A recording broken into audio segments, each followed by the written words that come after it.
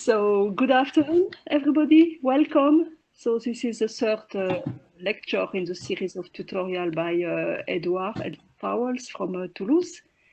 So the floor is yours, Edouard. Thank you. Okay, thank you very much. So this is our last lecture. So again, I will be doing more or less the same way. If you have questions during the lecture, do not hesitate to ask in the chat, and I will try to have a look regularly and see if I can provide some elements of answer. So let me share my screen. So now, you should see my presentation full screen. Is this okay? I guess. Okay. So this is the plan of the course. So the first lecture we had one section. Last time we had two sections, and this time we will try to cover three sections. So first we will recap on what we have seen last time. Then we will mention singular measures. We will mention approximate moments, and finally we will conclude with a recent application in optimal control, which is combined with the hierarchy and the elements which have been developed by Didier in his tutorial. Okay, so last time we more or less stopped with this picture. So again, mu was Lebesgue measure restricted to a certain set S, which we assume to be compact and to have non-empty interior. And so from this measure mu, and more precisely from the knowledge of its moments, we may construct the Christoffel-Darboux kernel. And we have investigated the behavior of this kernel at different places, and it's summarized in this picture. So the shape here is S, the black line is the boundary of S, and we have different asymptotic behaviors for the kernel as the degree bound goes to infinity. So we are in dimension P. If I take a point in the interior of the support, I know that the growth of the kernel is at most d to the p, of the order of d to the p. And so the constants, they depend on the position of the point in the set, and more precisely on the distance to the boundary. So there are some constants here which depend on the distance from the point to the boundary. But overall, it's at most polynomial in d, and it's d to the p. Another d to the p constant, which is not represented here, is the average value. So the average value of the kernel on the set is also of the order d to the p. Then we discussed about points that fall outside of the set and outside of the set. So I take a point in the exterior. I can draw a small ball around the point. And we have seen that the growth of the kernel there is exponential in d at least. So out of the set, I have an exponential lower bound. In the set, I have a polynomial upper bound. And here again, so there are some constants in front of the exponential and also inside the exponential, and the constants, they depend on the distance between the point and the set. And then the discussion on the boundary is a bit more complicated. So essentially, it depends on local smoothness of the boundary. So if the boundary is a smooth manifold locally, then the order of the convergence rate, the order of the growth rate is d to the p plus 1. The constants there depends on properties of the geometry of the set around this point. If I have a corner, then I lose one. The speed of growth is augmented by one order of magnitude. And essentially every time I lose a dimension, the growth speed is an order of magnitude faster. And if I have cusps, I could have also exponential divergence. So it's not exponential d, it's exponential square root d, but it's still faster than any polynomial. So that's the big picture where we stopped. And essentially, so the most important thing is this dichotomy between at most polynomial in the interior and at least exponential in the interior. And so from this, in the exterior, sorry, and from this, you can imagine a thresholding scheme which would estimate, in a sense, the set S. So it would go as follows. So you need to choose a positive constant, and you need to choose, let's say, an integer or number q, which is strictly bigger than p. So this is a heuristic presentation. The detailed arguments, you need to work a bit more, but heuristically, if you consider this set here, so what is this set? This is the one of the sublevel set of the Christoffel-Darboux kernel. So this thing is the Christoffel-Darboux kernel. And I consider thresholding the Christoffel-Darboux kernel by a quantity which depends on D. Okay, so D is the degree bound, and this quantity will be essentially D to the Q or of the order of D to the Q, where Q is strictly bigger than P. So what happens if I do that? I should not recover points which are outside of the set, because the growth there is exponential, so it will be faster than D to the Q. And I should recover points inside the set because the growth there is polynomial. And so after, I mean, for large values of D, the points in the interior of the set will be also in the sublevel set. So this is a heuristic discussion illustrating the fact that at D goes to infinity, I should recover, so depending on the set, I should recover something which is like the closure of the interior of the set. Why I take the closure of the interior? If the set has some anti-interior parts around it, essentially I do not see it with Lebesgue measure, and I do not recover it with the thresholding scheme. And this is a heuristic reasoning. So it's possible to build a quantitative analysis to precisely describe what it means by convergence here, what is meant by convergence. But essentially, this is what happens. Okay, so this was a special case of Lebesgue measure restricted to a set, and we can extend it to positive densities on the set, and even extend it to densities which have a controlled decrease rate when we get close to the boundary. Okay. So the plan today is to cover first the singular case. So in the example here, the measure mu is just a restriction to a certain set of Lebesgue measure. So in particular, it's absolutely continuous with respect to Lebesgue measure.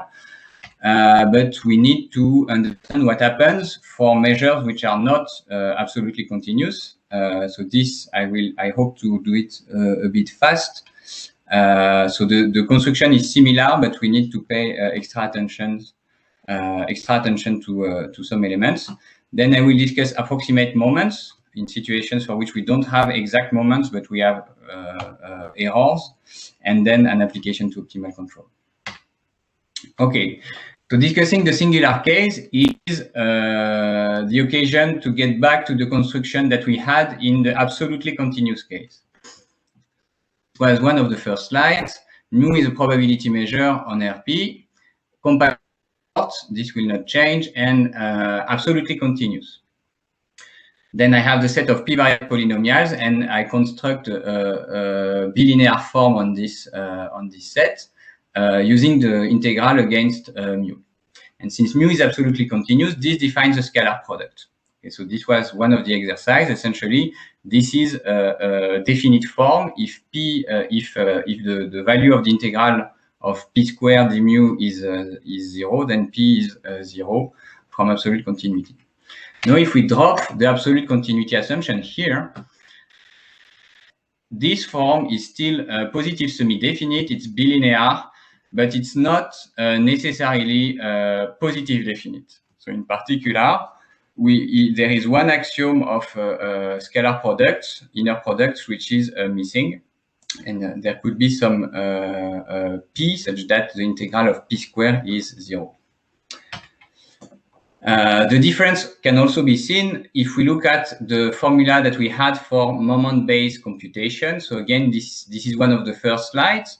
So the assumptions here are the same, and I consider absolutely continuous measure first. So if you remember, we had we fixed a basis of the polynomials in p variables of degree at most d. We call VD the vectors of polynomials which contain elements of this basis. This allows to define a moment matrix. The moment matrix is computed with respect to a choice of basis. So the standard choice is the basis of canonical monomials, which you get the usual moment matrix, but we could consider other bases. And given this moment matrix, there is a simple expression for the Christoffel-Darboux kernel, which is obtained by matrix inversion. So if we remove the absolute continuity assumption, then this formula does not hold anymore. Okay? And the reason is that the moment matrix may become singular. So among others, the moment matrix may be used to compute integrals against mu following way. If I have a polynomial p, which expansion in the basis mu, okay, so there is a comma missing here, is sum of pi, small pi, pi of x. So the small pi are essentially the coordinates of p in the basis given by VD. Then the integral of p squared mu is given by this matrix vector formula. And if p vanishes on S, so S is the support of mu, so if p is 0 on the support of mu, then the integral is 0, and so the right-hand side is also 0. So this means that the vector of coordinates of p belongs to the kernel of M. And in particular, if for some, in the singular case, it is possible that some polynomials vanish on the support of mu. In this case, the moment matrix will have a non-empty kernel, and so it will not be invertible. So if you want to think about an example, think about the uniform measure on the circle in R2. Okay, so uniform measure on the circle in R2. There are some non-zero polynomials which vanish on the unit circle. Okay, so the polynomials which consist in 1 minus norm square of x vanishes on the unit circle. So if we have a measure singularly supported on the unit circle, then the moment matrix will not be invertible, and so we cannot use this formula anymore. So what that means is, if we have like a continuous reasoning, this means that morally the CD kernel in this area of the space should be plus infinity. So for some in some situation, the CD kernel for some x's should take value plus infinity, and of course we would like to avoid this. So how to avoid this? The solution, so there are several solutions. There are actually two solutions, and here I only present one solution. So the solution is to get back to the Christoffel function. So again, this is taken from one of the slides from the first lecture. Here I have the absolutely continuous assumption, absolute continuity. And so we have seen the following results. So on the right-hand side, we have the definition of the Christoffel function. So it's called lambda d mu. And we have seen that lambda d mu is equal to 1 over k d mu of zz for all z in Rp. And this was proved under the assumption that the measure is absolutely continuous. And so we have seen that when the measure is not absolutely continuous, so in order to prove this, we use the construction of the Christoffel-Darboux kernel as the reproducing kernel of the space of polynomials, and it relied on the fact that we had a valid scalar product. So if we drop the absolute continuity assumption, we don't have a valid scalar product anymore, so the kernel cannot be constructed that way. The right-hand side can still be considered. So even in the case when we don't have absolute continuity, we can consider the right-hand side. Okay, so this is still a valid, something that has some meaning when we restrict to measures which only have compact supports, for example. So what happened then? The following happens. So what we had before was that the Christoffel function had to be strictly positive everywhere. This was absolute continuity. Now, if we drop absolute continuity, then the Christoffel function can take value 0 in some places. So if I consider a point z in Rp, such that there exists a polynomial P with P of z non-zero and P vanishes on S, the support of mu, then lambda d mu of z is equal to 0. Okay, you just take this polynomial, you rescale it so that the value at z is 1. Since the value at z is non-zero, we always can rescale so that the value is 1. And the rescale polynomial will vanish on the support, so the integral here will be 0. And so the minimum here will be 0. Okay, so that's the difference. So we can still construct the Christoffel-Darboux kernel, and it goes as follows. So the construction relies on some is a bit more involved in terms of geometric arguments, but we can still have it can still be described quickly. So here I removed the absolute continuity assumption. The measure mu is just required to have a compact support. And again, I consider the set of p variables of degree at most d. I need to introduce one more object here. I will call it V, and V will be the Zariski closure of S. So S is a support of mu.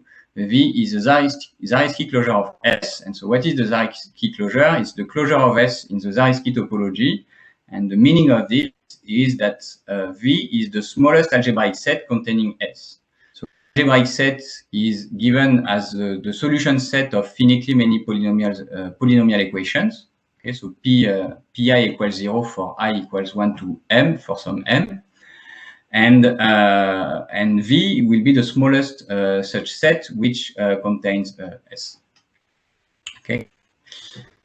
So first result for D large enough. So this is not true for all D, but this is true after a certain D0. V will be exactly the region, the region in the space where the Christoffel function is non-zero. It's complicated to define. To talk about polynomials on the support of S, polynomials and integration of polynomials against mu. The reason why it's difficult is because some polynomial vanish on the support. So in order to have a space with a better behaved property, we resort to quotient. So this is an algebraic quotient. We call L mu d square. Okay. The space of polynomials on V, and this is can be identified with the quotient of Rd of x and the set of polynomials. So this is an ideal which vanish on V. Once we have this, we can construct a new reproducing kernel Hilbert space. So the construction is essentially the same, but instead of having here the set Rd of x, we will work with L mu d square. So we somewhat reduce the set of polynomials we consider by this quotient operation, and this it can be checked that this combining this space with, so this is a linear space, and combining it with the bilinear form induced by mu provides a Hilbert space of functions, but those functions, they are not defined on R, they are only defined on V. Okay, because of the quotient here, it's only meaningful to talk about the value of those functions on V. But since we have a Hilbert space and it's finite dimensional, we may still invoke its reproducing kernel. Okay, it has a reproducing kernel. The only difference is that the reproducing kernel will not be defined everywhere. It will just be defined on V. Okay, and in particular, it will be living in this L mu d square set, and it will satisfy the reproducing property for any x in V and any p in L mu d square. The evaluation of p at x can be represented by the following integral. And again, here, everything has a meaning when restricted to V. It doesn't have meaning outside of V. it's still able to make a connection between the Christoffel function and the Christoffel-Darboux kernel. It's the exact same connection, right? We have the same identity, and the only difference here is that the identity will be true only for Z in V. Okay, so V, again, the Zariski closure of S. It will not be true on the whole space. There is a formula to compute K from moments. And so again, the formula will be valid only for X and Y in V. Okay, so V will be a lower dimensional algebraic subset eventually. So the formula will not be true everywhere. It will only be true in V. But in V, we may compute the Christoffel-Darboux kernel using the moment matrix of mu. And the only difference here is that we won't be using the inverse, but we will be using the pseudo-inverse. So this is the standard Moore-Penrose pseudo-inverse. So it means inverting the matrix, ignoring ignoring its kernel. But we still have the possibility to compute the Christoffel-Darboux kernel from moments. And last thing about this singular case, there is still a way to provide a bound average of K. So K is defined on V. So this integral here has some meaning because mu is supported on V. Okay, S is a subset of V. So we may integrate K of XX against mu. And it's not very complicated to realize that the value of this integral is equal to the dimension of this space, or the dimension of this space, if you prefer. This scene identified as a linear space is has a dimension, and this is the value of the integral here. And the dimension that we obtain has to be smaller than SD, okay? Because by quotienting we remove some polynomials. Okay, so I heard there was a question. No question. Okay, so this is a very fast overview of what happens in the singular case. We could say much more, but I will try to give some proof argument for the first fact, just to illustrate the fact that it's doable. And second, I will draw a picture. In slide 35, do you assume S is semi-algebraic? No, I don't. So S is anything. So for example, I don't know, it could be, for example, S could be any subset of the circle, such that the Zariski closure of S is the whole circle. So we do not assume S to be semi-algebraic here.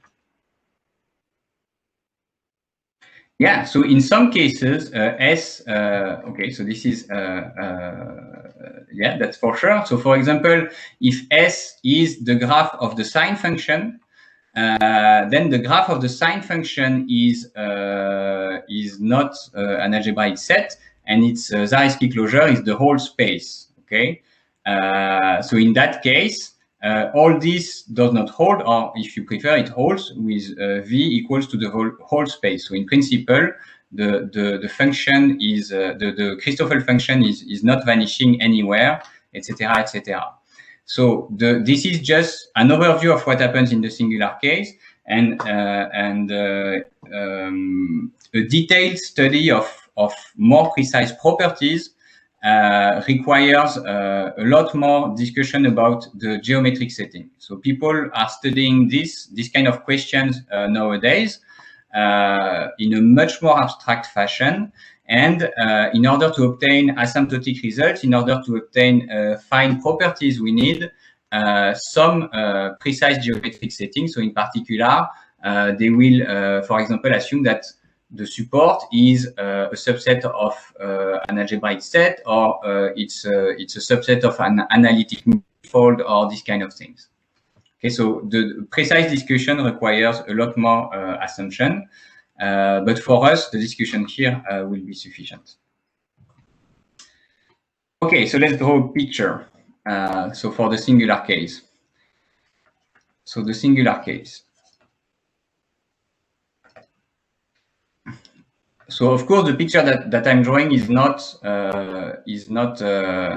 does not apply to all situations, but it could apply to some situations. So let's imagine that, okay, maybe this is not smooth enough. Okay, well, let's say it's smooth. So this will be S, okay, which will be the support of mu. Okay, and mu in this case is not absolutely continuous. It's a measure which give a positive value to some sets which have Lebesgue measure 0. And this thing has a Zariski closure, which I will represent like this. Up, let's imagine that's the Zariski closure. Up, okay. And it goes, I don't know, it goes all the way out of the page. So the Zariski closure here, we call it V. Okay, so let's get back to the correct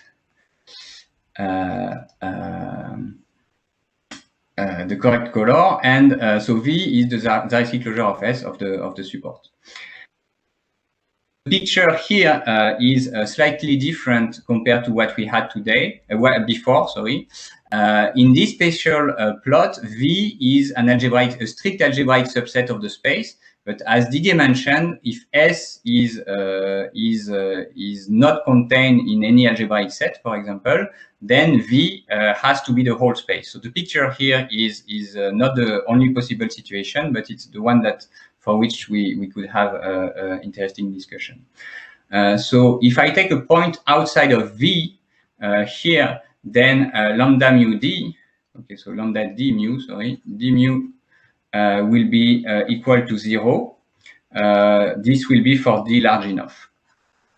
So d greater than d0, let's say. So there exists d0 in N, such that at any place where I'm outside of the Zariski closure, for d greater than d0, lambda d mu will be exactly 0. So it's like exponential convergence to 0, but faster than exponential actually. So it's convergence in finite time. If I take a point here on the in the Zariski closure, but not in the support, then lambda d mu will be smaller than an exponential in D. And okay, so maybe I forgot. Maybe there is some constant here. Okay. So, and the constants here will depend on essentially on the distance between the point and the support. But okay, so there is a minus sign here. But the thing is that here the Christoffel function will still be positive. It will not be equal to 0. So if I look at outside the support, but in the Zariski closure of the support, then the Christoffel function will be positive, but it will go to 0 exponentially fast. And if I take a point inside the support, then unfortunately I cannot say much. The only thing that I can say is that the average value of the inverse. Okay, so this is the inverse of the Christoffel function is equal to a polynomial in D, okay, or is of the order of something which is polynomial in D. So 1 over D to some p tilde. Okay, and actually it has to be bigger than this. So we have exponential decrease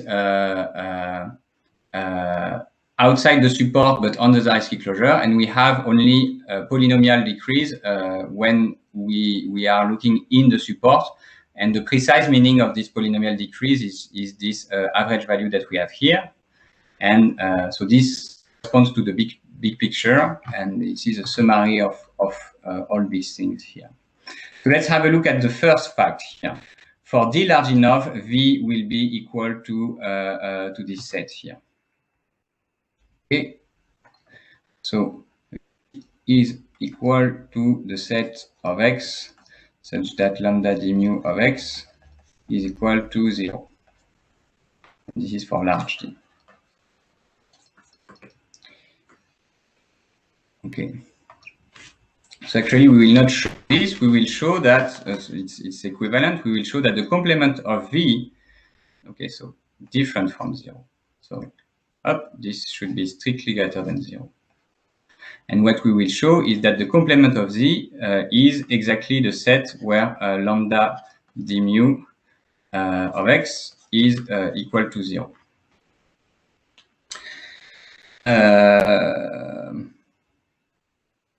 Okay, so maybe I will, let's do it fast. So the first thing is consider Z such that lambda d mu of Z is equal to 0. Okay, and we will use the following property. So here, V is the Zariski closure of S. It implies the following, so, or it means the following. It means that if P vanishes on S, then P vanishes on V. Okay, so let's consider Z such that lambda d mu Z is equal to 0. So this means that there exists a polynomial P of degree at most D, such that P of Z is different from 0, and P vanishes on S. Okay, so the integral has to be 0. P vanishes on S. This implies that the same polynomial P has to be vanishing on V. So P of Z is different from 0, and P vanishes on V. And since V is the smallest algebraic set which contains S, that means that Z does not belong to V, and Z belongs to the complement. So this shows that the set Z such that lambda d mu Z is equal to 0 is in the complement of V. So that's one direction, and the other direction, V is algebraic. Okay, so there exist polynomials P1, Pm such that V is equal to the set of X such that Pi of X is equal to 0 for I equals 1 to M. Okay, so V can be described as the solution set of polynomials equation. And so if I take the maximum degree here of such polynomials, so for D large means larger than the maximal degree of this polynomial, Z belongs to the complement of V, implies that there exists some I such that Pi of Z is different from 0. Okay, so if I'm in the complement, this means that one of these equality has to be invalid. So there must be some such that Pi of Z is different from 0. But this Pi vanishes on V. So since Pi vanishes on V, we have that Z. We have that what? We have that lambda d mu of Z is equal to 0. Okay, so this is one inclusion, and this second step here shows the second inclusion. Okay, so I will not discuss more about this.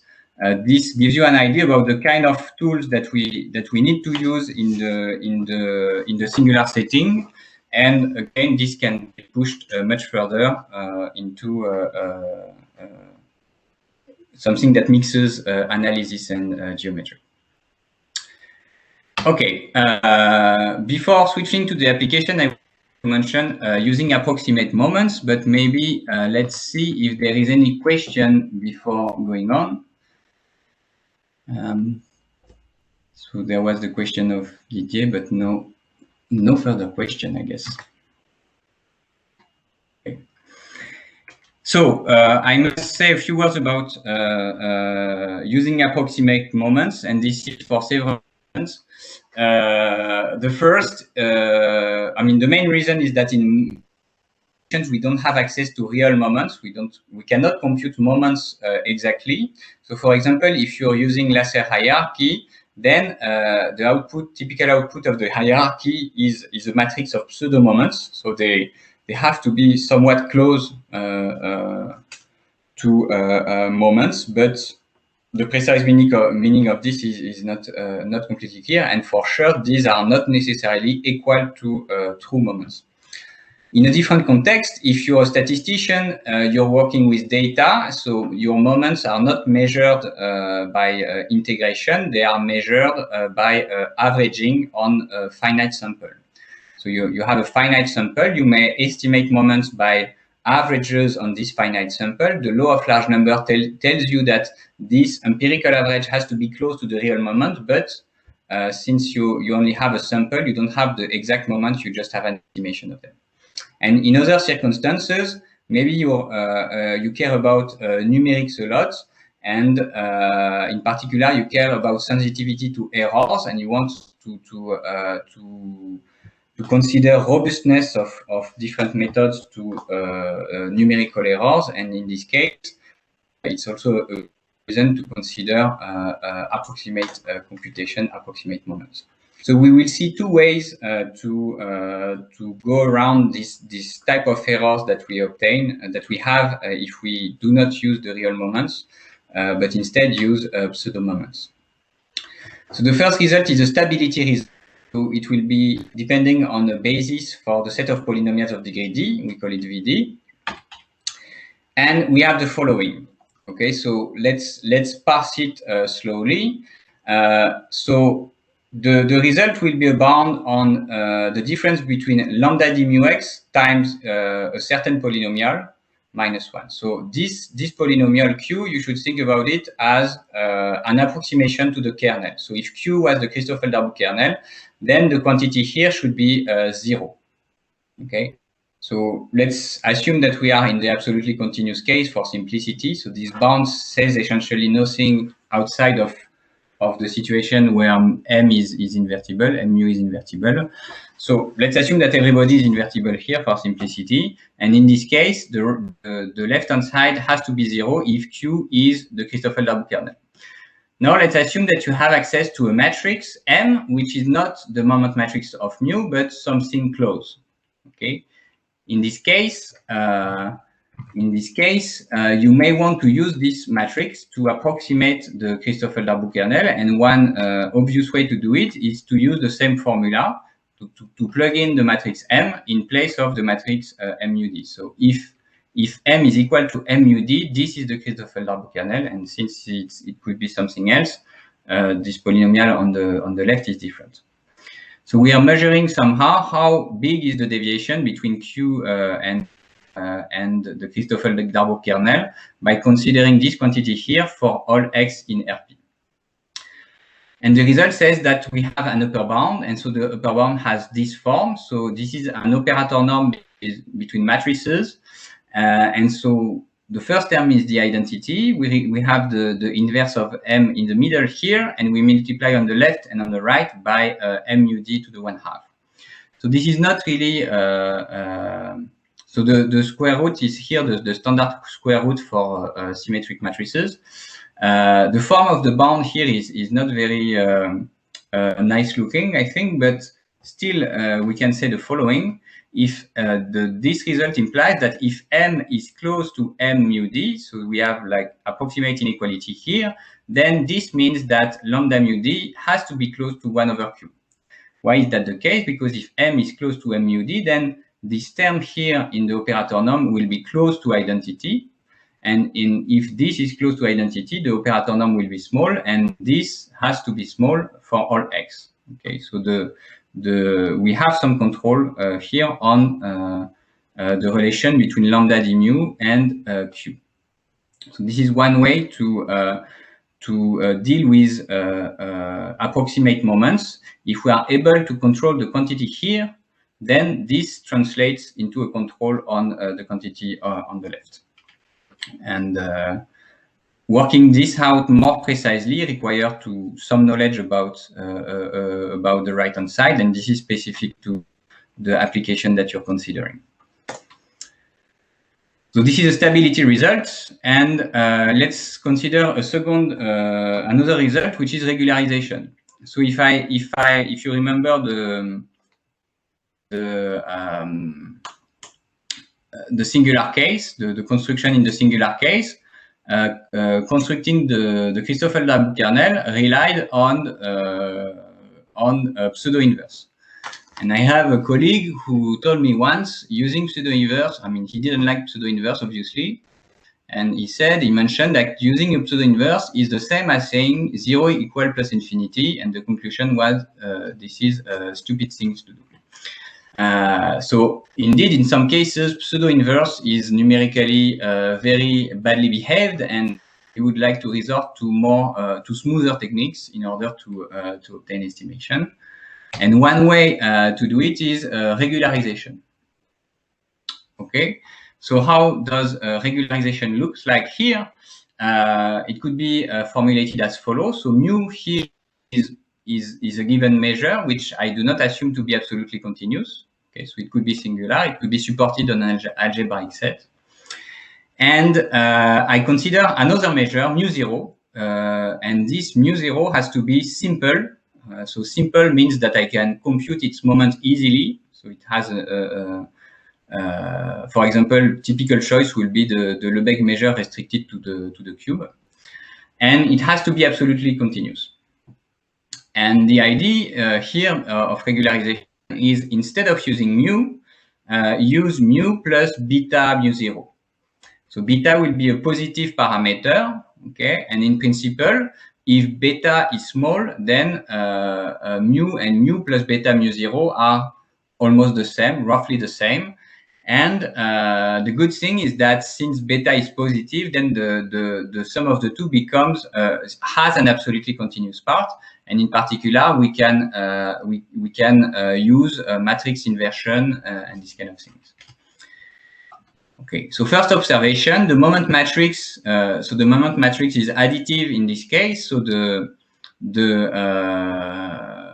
moment matrix of mu plus beta mu0 is the sum of two moment matrices. This is why I assume that moments are easy to compute. The moment matrix of the sum of the measures will have this formula. And since mu0 is absolutely continuous and m is positive semi-definite, the sum of the two terms here will be positive definite. And I can use my matrix inversion formula. Another good thing is that, so this is not very complicated to see, and it holds pointwise. This is just the variational formulation of the Christoffel function. We have the following lower bound. So the Christoffel function of mu plus beta mu0 will be lower bounded by lambda mu plus beta lambda mu0. And this means that if lambda mu plus beta mu0 is small, then lambda mu is also small. So if you remember, the whole game was to identify areas of the space where lambda is very small and areas of the space where it is not that small. And by this inequality here, you get that you can identify some places where lambda mu is very, very small if this one is also very, very small. Another thing is the following: the average value of the Christoffel function of related to mu plus beta mu0. When I integrate it against d mu, then I can upper bound it by this this quantity here, and the quantity here, I know that the value here is SD, the dimension of the space of polynomials of degree d. So the typical value on the support of mu of this Christoffel function will also be of order d to the p at most. Okay, so we recover some nice property. The support of mu will be the place the Christoffel function computed with measure mu is small, and it corresponds also to the place where the Christoffel function computed with mu plus beta mu0 is small also. And one last thing, the last point here, you can figure it out by using test polynomials. So for example, the needle polynomial that we had last time, lambda mu plus beta mu 0 stay reasonably small outside of the support of mu, provided that beta is very, very small. So if beta is exponentially small, then if you have both beta exponentially small and that you are outside of the support of mu, then this thing has to be exponentially small also. Okay, so this is very hand-wavy, but from it's very useful for proofs, and it's also very useful numerically. Regularization is a smoother operation than pseudo inverse, and it has some nice interpretation in terms of measures. I heard there was a question. I am a laser hierarchy. Then we can use a stability result of slide 38 to quantify the distance between a given vector of pseudo moment and the cone of genuine moment for a given support. I don't know. So I would see it in the other way. I would see it in the following way. If you're able to quantify this, then you have a control on this. But since this is only an upper bound, the whole thing here will be useful when the right-hand side is small. So if the right-hand side is small, then the left-hand side is small too. But in order to get the reverse inequality, then you need some other arguments. So I think, yeah. So really, the way I would use it is more studying the hierarchy for some specific cases. If you're able to provide bounds on this thing, then it will translate into bounds on this thing. But being able to study the reverse direction is a bit more complicated. I mean, at least it doesn't go through this argument. It needs some other arguments.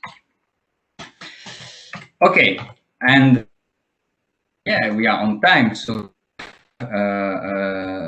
we have time to discuss the application to polynomial optimal control. And this is, I mean, this is essentially this was the motivation for the course, I guess.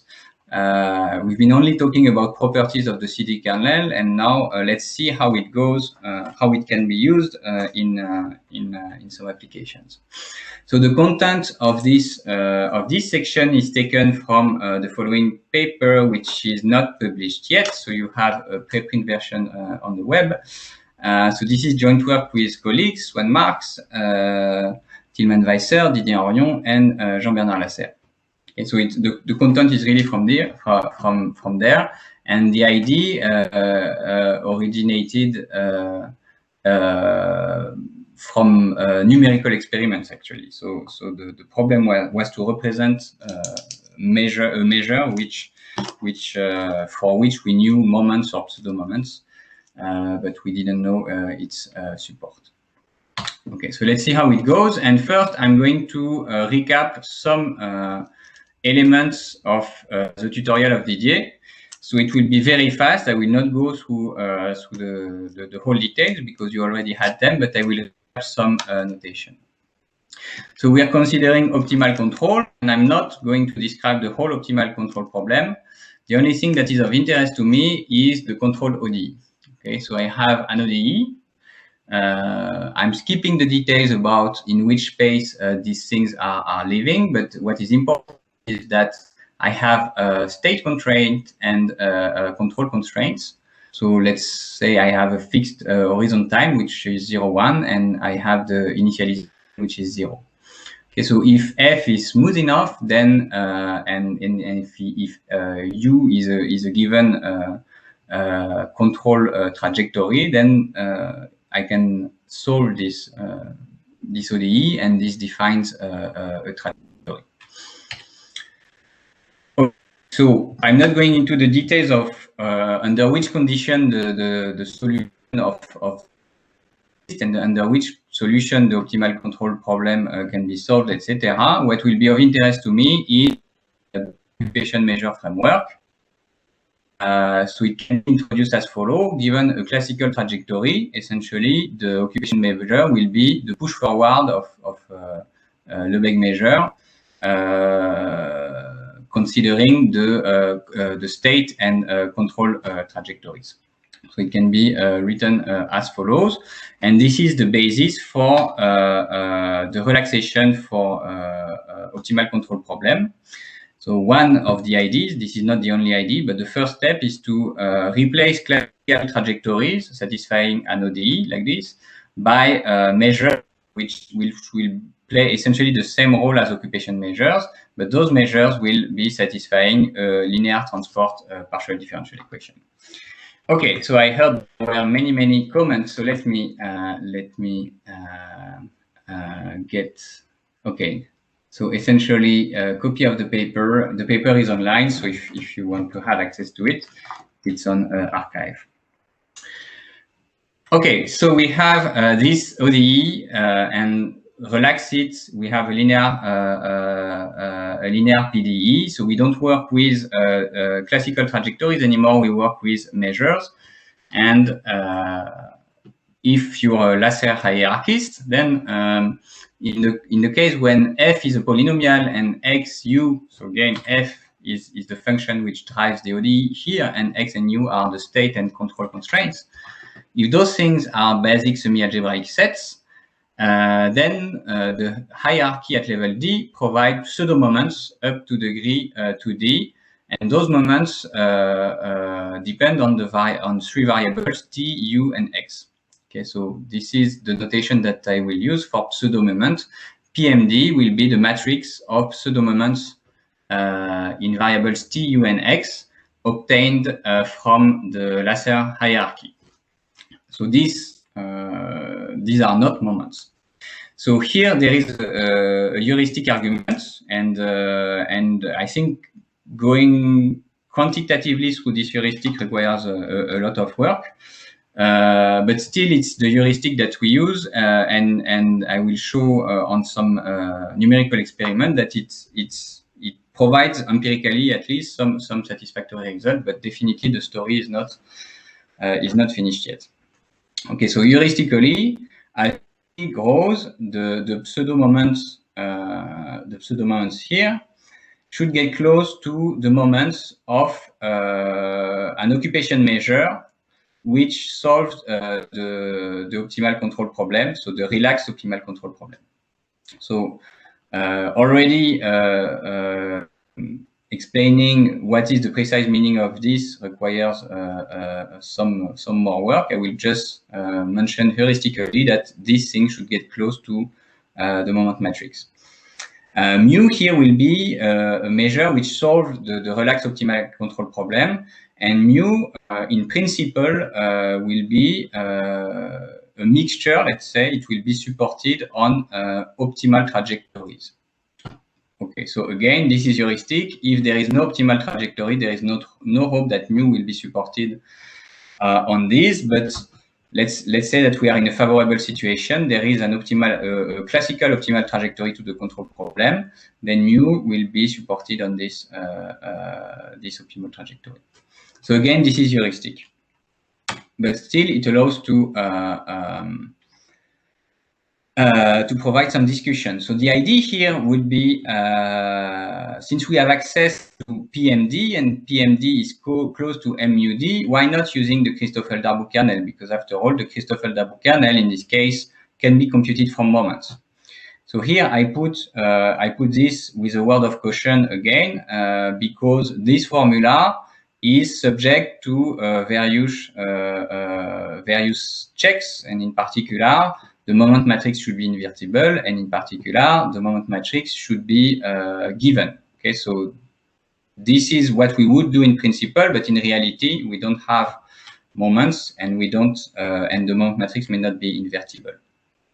Okay, so this is why the formula that we have here is not really the precise things to do, but this is like the main idea. Okay.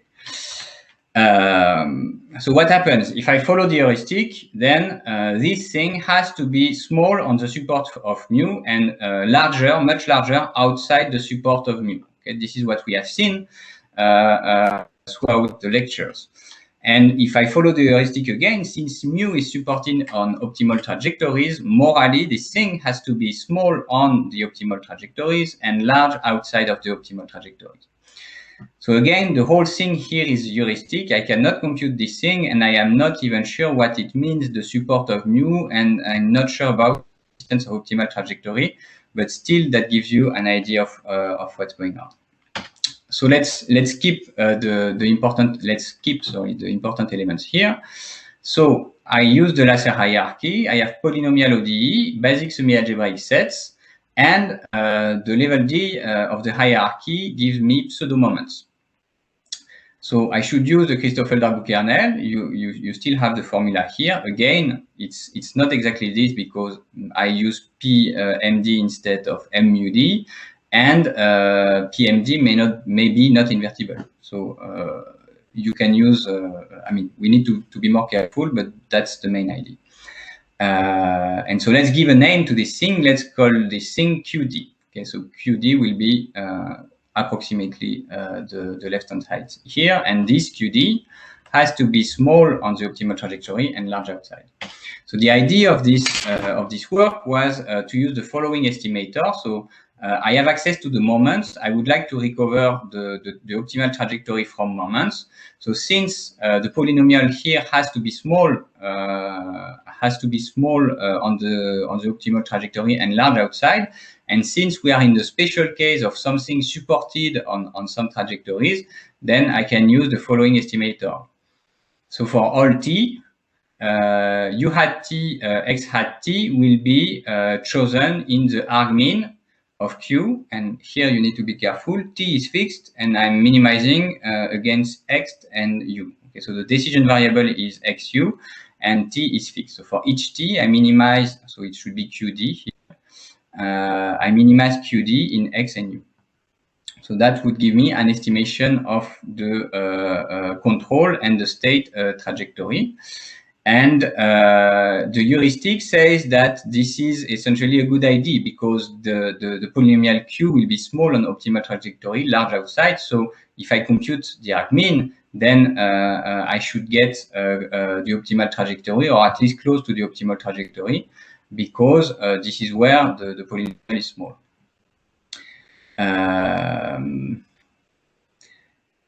Yeah, so that's the estimator that is proposed, and let's see it with a picture. Okay, in this case, I'm plotting the estimator for a single trajectory. Okay, trajectory is sine. So the x of t will be sine of t divided by 2. So it's not continuous here, and I assume that we have exact moments of the occupation measure corresponding to this trajectory are easy to compute. So if I have moments, I can use two ways to estimate the trajectory. So essentially, the trajectory is a function of t here. So we are in the univariate case. The first thing that I can try is projection on the set of polynomials. So why is that a good idea? So here my trajectory will be supported on -1, 1. Legendre polynomials, they are orthogonal with respect to Lebesgue measure on 1. And so projecting, if I have moments, I may compute Legendre projection. So this is classical. This is a generalized Fourier series, let's say. I'm projecting on an orthogonal basis, and I can compute this from moments. And I can see that it approximates the sine function quite accurately, but it suffers from Gibbs effect a lot. Okay, so the degree here is increasing when the blue color gets lighter and lighter. So that's this is very common in approximation. And so on the right, you have an illustration of the proposed estimator. Again, so there is no u here, there is only x. And here we have a very special case. X is supported on an algebraic set. Okay, and so the estimator that is proposed, first it captures the discontinuity pretty This is because it has this special shape of an an argmin of a certain polynomial, and we can see that very fast as the degree grows. So I think actually for degree 2, we get almost exactly the sine function. Okay. One thing that I didn't mention here in the argmin, we may choose x and u arbitrarily. Okay, so if there are several elements in the argmin, then okay, I assume that there is a selection which is done more or less arbitrarily in a not too crazy way. So this was an example. We have guarantees for this thing. Okay, so Q will be the this approximate Christoffel-Darboux kernel, and the proposed estimator will be an element of means. So this gives us some function u hat and x hat. Okay, so before going to the guarantees, let's check the question. How do you compute the minimum of Q and the argmin? Yeah, that's a good question. So how did we compute the minimum of Q and the argmin? So in all the cases that we check. So in all the examples that we considered, we had univariate functions. So it was easy because this is a univariate optimization problem. But indeed, if the problem is multivariate, things may become more complicated. So I don't remember exactly how we did it for multivariate problems. Okay, so maybe we just, so I think we have two-dimensional example. We maybe just did a grid search, a bit rough. But indeed, in large dimension, this is not going to work. Yeah. This is polynomial optimization, just hard, and indeed, it will work out only in small dimension in this example. Okay, for given t with some, it's almost like grid search. So convergence guarantee for this thing: if x and u are integrable, bounded, and continuous almost everywhere, and if we have exact moments, so in all the results that we provided, we assume that we have exact moments. So we did not deal with the inexact moment things because it depends a lot on the setting. So under the assumption that x and u are in L1, bounded and continuous almost everywhere, so at almost every t, the x and u are continuous, then this estimator will converge strongly in L1. Okay, so we are in the space of trajectories in L1, and we have strong convergence in L1. But we have more if x and u are Lipschitz. Again, assuming that we have exact moments, then we have a quantitative convergence rate of the order of 1 over square root d, where d is the degree bound.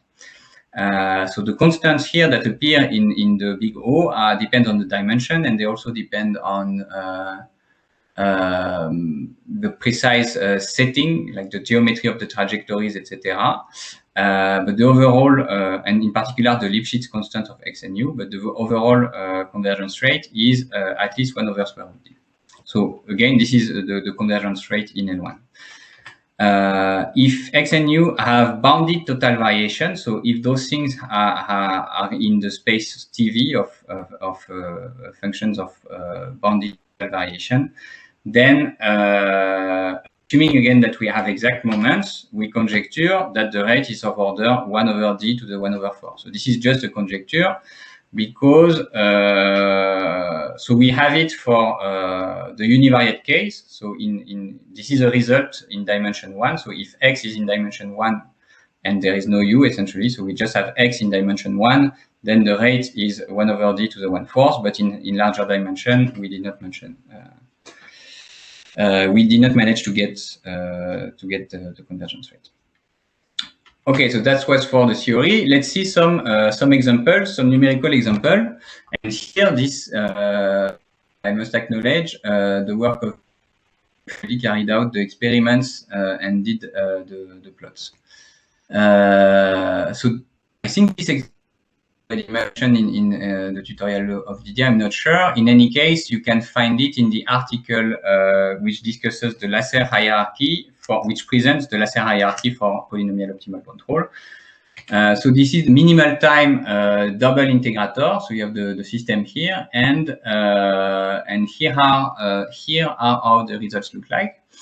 So on the left, we have the control. We only have one control variable, and on the two other pictures, we have the two state variables. So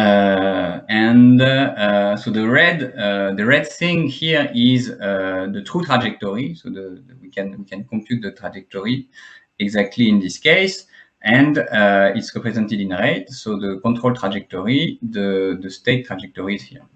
And in black, you have the estimated trajectory, where the estimation is computed following exactly the procedure that is described here. Okay, so it's essentially we compute a polynomial from moments, and for each t we minimize it. You can see that the state, the estimator gives a pretty accurate. I mean, it recovers the shape of the state trajectory pretty accurately. And there is a slight mistake in the control trajectory. And so we investigated this a bit more, and it turns out that, so here, this is computed with pseudo moments from the hierarchy. But if instead of pseudo moments, we use true moments, so the true moments of the optimal trajectory, then we have something slightly better. Okay, so we recover the global shape of the control trajectory. Okay, so this highlights the fact that working with pseudo moments is a bit, I mean, brings some uncertainty into the thing. Very important remark here, the estimation that we do, so it's in black, it's not at all guaranteed to be feasible for the ODE. Okay, so it's not guaranteed that the estimator will provide a feasible trajectories for the ODE. It's not guaranteed that the ODE will be satisfied for our estimator. So I would see it more as a way to visualize trajectory, to get an idea of how trajectories looks like, rather than computing precisely the trajectories.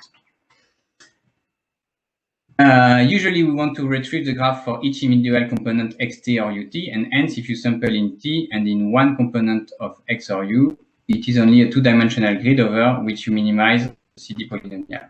Yes. So the convergence rate of page 45 is for which optimization question exactly? Distance of calculated xu to the trajectory. So the convergence rate, I think it's this one, okay? So in this case, x and u are in L1, and we assume that we have exact moments of the occupation measure. Okay, so in this case, the convergence rate is for convergence of the estimator x hat and u hat to the optimal trajectories, let's say to some trajectories x and u, for which we assume that we have real moments, the exact moments. So it's convergence of x hat to x and u hat to u, assuming that we have the moments of the occupation measure, and the convergence rate is measured in L1 now. So this is strong convergence in L1.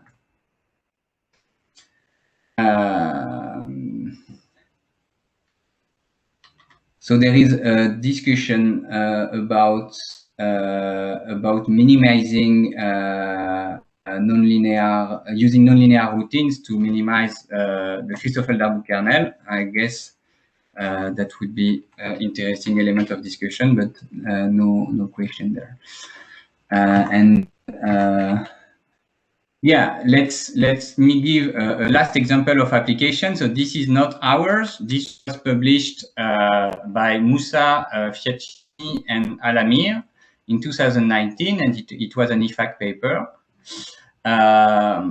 So the problematic that they consider is very remote from what we do, but they have it's about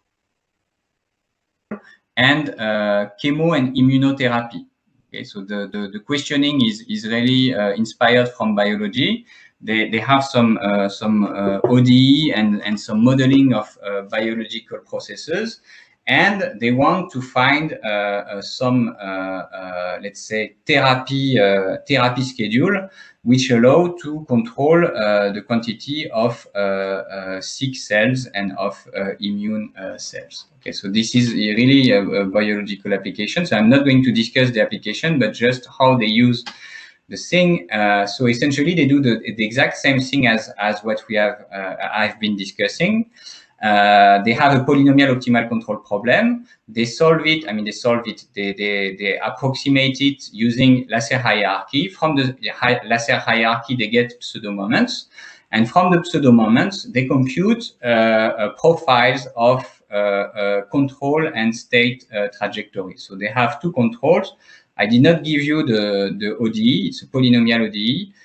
The constraints, I think, are, don't remember exactly, but essentially they are proportions. So I guess they are between 0 and 1. So the two controls correspond to quantities related to chemotherapy and immunotherapy, and the two states are tumor, the quantity of tumor cell and immune cells. Okay, so I don't know the precise meaning of it. But in that work, they use the combination of Lasser hierarchy and the CD kernel to obtain this kind of profiles, which they then discuss in light of the original questioning they had. So the questioning was about robustness and also about biological processes. But still, they used it. They used the exact combination that I've described to obtain this type of pictures. Okay, so that's it for the last question. It's time for concluding remarks. So I'm just going to summarize what we have seen so far. I invite you to read the note and source section. Okay, I did not give many pointers to the literature in the talk, but there are note and source PDF, one PDF. Where you have a lot of pointers to the literature on the CD kernel and on some of its applications. So let's summarize the big picture where we started this lecture. So the CD kernel, important property of the CD kernel, the first one is that, I mean, is that it is computed from moments. The second one is that it captures some information on the support of the underlying measure, so it allows to provide some estimation of the support only based on the knowledge of moments. The underlying mathematics are very old, so it's been studied for a very long time. There were very important advances only recently, so in the years 2000, for example, in the univariate case, and it's still very active. So even in the fundamental math community, this is an active topic of research. Of course, it goes way beyond what I've presented, and the tools that are used are much more important. So I've presented an application in control. I gave you some guarantees, like some mathematical results related, providing some guarantees for some estimators. This was very hand-wavy, and doing it properly requires to carefully think about the mathematical setup and work out a quantitative bound explicitly. So this is much more work than I've just described, and it's essentially based on the whole discussion that we had regarding the various results for the Christoffel-Darboux kernel. And so in the last section, I discussed an application in optimal control where the CD kernel is combined with Lasser hierarchy, and this allows to obtain visualization for optimal trajectories based only on the knowledge of pseudo-moments. So I will stop here. I thank you for listening. I'd like to thank again the organizing committee of this Poema online workshops for letting me talk here. This was really a great pleasure. And I would like also to thank all my co-authors of this topic, because many of the things that I've presented were actually developed during discussions and work on projects related to Christoffel-Darboux kernel. So let me stop here, and I will take questions if there are any questions. And if there are no questions, this is perfectly fine. There doesn't need to be questions. Okay, so there is already one question. What is the conditioning of the approach with respect to noise on moments, regular, singular? So I'm not sure what it means, conditioning. I can say what I can say is that so I had a project with a student on this question. We consider noise on the moments, so we were considering the statistical context where we had noise on the moments due to subsampling. So we could not compute moments by integrals. We just could compute moments by empirical average on a sample which is taken from the original measure. And so in this case, there is a way to get an idea to measure how the magnitude of the noise passes to the Christoffel-Darboux kernel, how the noise affects the Christoffel-Darboux kernel. So this is very specific to statistical subsampling. For other type of noise, I don't know. But for this type of subsampling, essentially, the argument relies on exactly the same stability results as here. Okay, so MUD will be the same. It's the moment matrix, but M-1 will be a matrix which is computed from a sample. Okay, so it's an empirical average. And in this case, it's possible to control the quantity here using random matrix theory. Okay, so the matrix M here will be a random matrix, which is computed using a polynomial basis and a sample. So using random matrix theory, it's possible to have some control on this quantity. And the interesting thing is that the constants that pop out are related to this Bernstein-Markov property. Okay, so we mentioned the Bernstein-Markov property. So it's related to the fact that there should be a constant such that the pointwise evaluation is upper bounded by a constant time average value with respect to integration against mu, essentially. So this is Bernstein-Markov property. And in this case, in this statistical setting, the effect of the noise, the magnitude I mean, let's say, the factor by which the noise affects the whole CD kernel approach depends on this constant. So it depends a lot on the geometry of the support and on the underlying measure. So that's one element of answer. The second element of answer, I think, is when you have some very specific corruptions, which you can, I mean, it depends on how the noise corruption translates in terms of moment matrix. So if your noise corruption is just an addition, it can be modeled as an addition of two measures. So if you have a measure, an original measure, and if your corruption is just an addition a small amount of another measure which you know, like for example Gaussian measure, then this translates additively to the moment matrix. And in this case, if you have an idea about the relevant quantities, you can translate it to the CD kernel.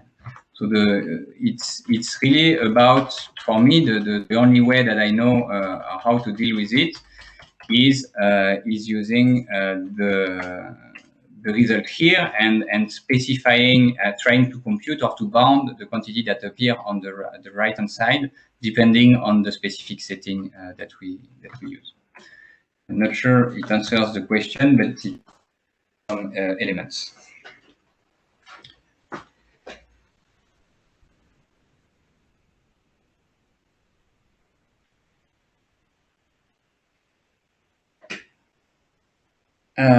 Okay, heuristically, the information conveyed by the approximate CD kernel defined using pseudo moment should be available on dual source side. Has this duality question been considered? If so, there is the dual object corresponding to the CD kernel. I'm asking because Inverting the pseudo-moment matrix could cause issues, but perhaps working on the dual side can avoid matrix inversion.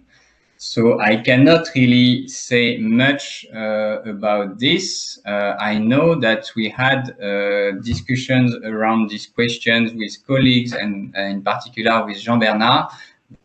The moment, nothing too serious. So I cannot. So I guess there are some connections, but there is nothing I can really say for sure for the moment. Yeah, so the CD polynomial is an SOS, but how does it relate to the dual source SDP or source program in the hierarchy? I don't know.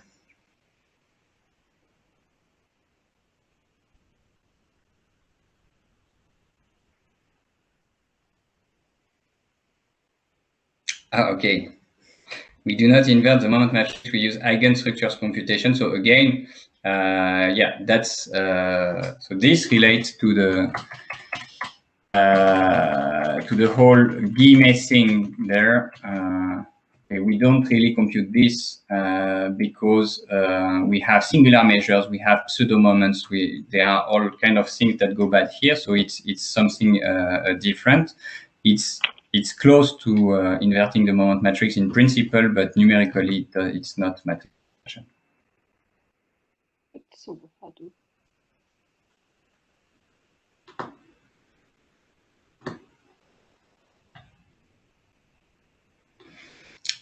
Okay.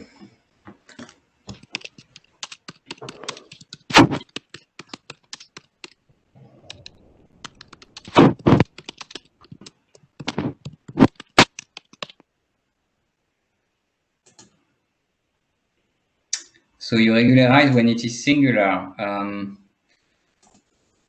Yeah. So so regularization is okay. So regularization, depending on how in which basis you are computing. So regularization is here.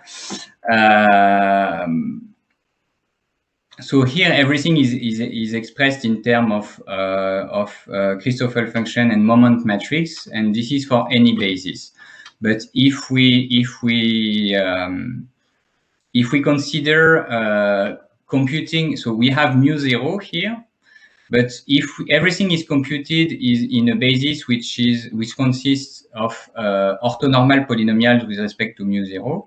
Okay, so if mu0 is simple, and in addition we know the set of orthonormal polynomials, so this is possible for some cases, then regularization is exactly the same as adding some non-zero terms on the diagonal.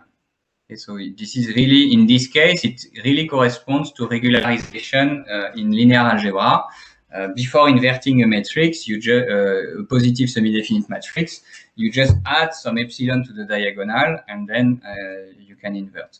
So yes, the regularization is here essentially to deal with to properly deal with non-invertible matrices.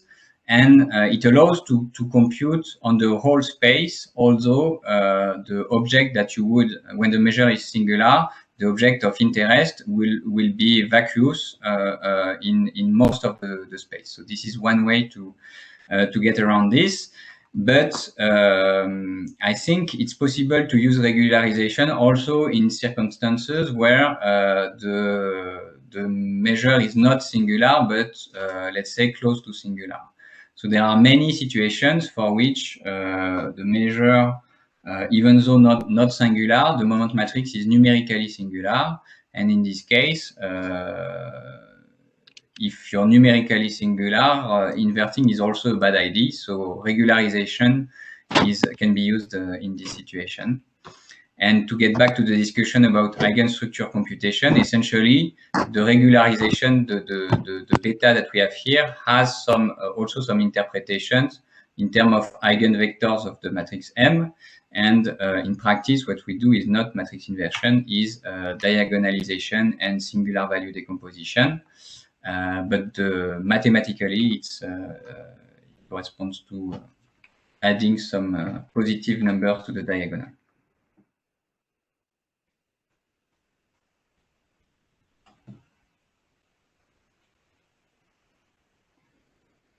Okay. So are there any other questions?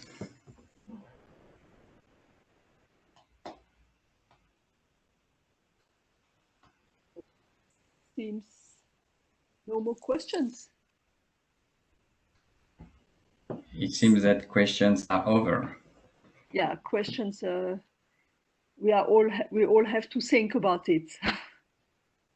Yeah, I don't know. So I think if there are no more questions, and we would like to thank you. We all would like to thank you very much for this very nice series of lectures, Edouard. It was wonderful. Thanks a lot. You're very welcome. Thank you for letting me talk. Yeah, but you really made a great effort to making this material available to us. So thanks a lot. It's a nice presentation. You're welcome. Thank you. Okay, so we are all applauding to you. Thanks a lot, Edouard. Thank you, and see you around sometimes. Yes, sure.